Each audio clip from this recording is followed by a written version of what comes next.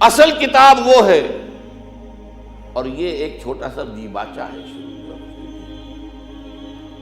کتاب کے پہلے دیباچہ آتا ہے. تو حیات دنیاوی جو ہے اس کی حیثیت اس کتاب کے دیباچے کی. کتاب زندگی جو ہے وہ تو کھولے ہی کی موت کے بعد. سورہ عنکبوت میں فرمایا وَإِنَّ الدَّارَ الْآخِرَةَ لَهِيَ الْحَيَوَانُ لَوْ كَانُوا يَعْلَمُونَ. حقیقت میں تو آخرت کا گھر ہے، اصل گھر، وہ اصل زندگی ہے. اللہم لا عیش الا عیش الآخرہ. یہ جہاد میں قتال کے وقت صحابہ کرام اللہم لا عیش الا عیش الآخرہ، اے اللہ آخرت کی زندگی کے سوا کوئی زندگی نہیں. یہ کوئی زندگی نہیں ہے ہماری. آدمی بلبلا ہے پانی کا، کوئی زندگی نہیں ہے. ایک لمحے کا تو آپ کو یقین نہیں ہے کہ آپ زندہ رہیں گے. ہاں بھلائے رکھیں اپنی موت کو، دوسری بات ہے. کیا پتا مسجد سے نکلیں اور راستے ہی میں کہیں آپ کا ایکسیڈنٹ ہو، کیا پتا. لیکن ہم اسے دور رکھتے ہیں، اپنے تصور سے دور رکھتے ہیں. تو اللہم لا عیش الا عیش الآخرہ. اور حضور جواب میں فرماتے تھے فاغفر الانصار والمہاجرہ. تو اے اللہ یہ انصار اور مہاجرین کی جماعت جو تیری راہ میں قتال کر رہی ہے ان کی مغفرت فرما دے، ان کے گناہوں کو معاف فرما دے. تو اس اعتبار سے اب یا تو وہ کام کرو جس سے تمہاری دنیا کی کوئی ضرورت پوری ہو. ضرورت یہ نہیں کہ دنیا کی خواہشات جو ہیں وہ تو سمجھئے کہ طول عمل پھیلتا جاتا ہے ربڑ کی طرح معاملہ. ضرورت ایک ہے تعیش، فراوانی، زیادہ سے زیادہ سہولتیں. یہ نہیں ضرورت.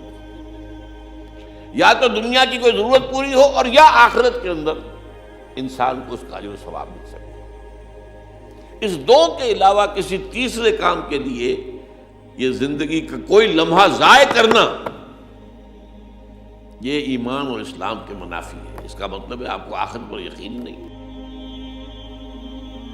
یہی وجہ ہے سورہ مومنون میں فرمایا قد افلح المؤمنون الذین هم فی صلاتهم خاشعون والذین هم عن اللغو معرضون. لغو کام کہتے ہیں جو بے فائدہ. بیٹھے ہیں تاش کھیل رہے ہیں. بھائی کون سی تمہاری دنیا کی ضرورت پوری ہوئی یا تم نے آخرت میں کچھ کمایا؟ اس سے ایک اصطلاح ہمارے یہاں پیس ٹائم، وقت گزارنے کے لیے مشغلہ. یہ وقت ایسی حقیر شے نہیں ہے. تو اس کا پوٹینشل ہے. اسی سے بنا سکتے ہو آخرت کو. اللہ کے لیے اجر اللہ کے ہاں سے اسی وقت کے ذریعے سے کماؤ گے. یہ ضائع کرنے کی شے نہیں ہے. وقت گزاری کے مشغلے یہ انہی کے لیے ہوں گے کہ جن کو آخرت پر یقین نہیں. ورنہ کیسے ممکن ہے جو وقت ملا ہے اگر آپ سبحان اللہ والحمدللہ ولا الہ الا اللہ واللہ اکبر اسی کا ورد کیجیے. ہر کلمہ جو ہے وہ جنت میں ایک پودا بن جائے گا آپ کے لیے. وہاں جا کر آپ باغ کاٹیں گے. وہ جو بھی باغ ہوگا وہ آپ کے پاس ہوگا. وقت ضائع کیوں کر رہے ہیں؟ یا دنیا کی کوئی ضرورت پوری ہو رہی ہے، ٹھیک ہے آپ کو معاش کے لیے کام کرنا ہے، اپنے لیے اپنے بال بچوں کے لیے روزی کمانی ہے، ٹھیک ہے یا تو اس میں لگے، اور یا پھر آخرت کے کمانے کے لیے لگے. تیسرا کام نہ والذین هم عن اللغو معرضون.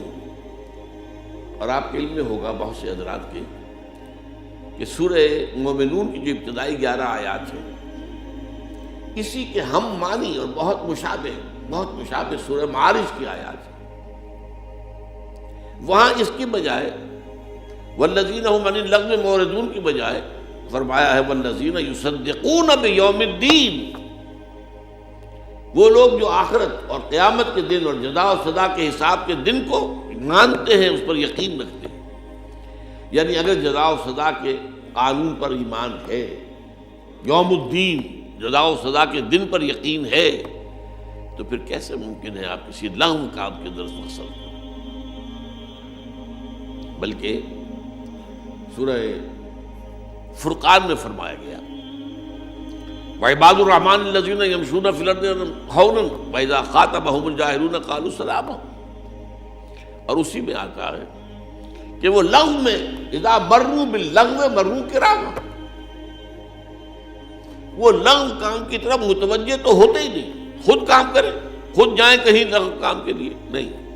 اگر کہیں گزر ہو جائے اتفاق سے، آپ جا رہے تھے، جانا ہے کہیں سڑک پر جا رہے ہیں تو آپ نے دیکھا ڈگڈگی بجی ہے، لوگ جمع ہو رہے ہیں، کوئی کھیل تماشا ہوگا، کوئی مداری ہوگا، کوئی کرتب دکھائے گا، کوئی دھوکے دے گا، کوئی ہنسائے گا، کچھ یہ کرے گا، کوئی پیسے آپ سے رہتے گا.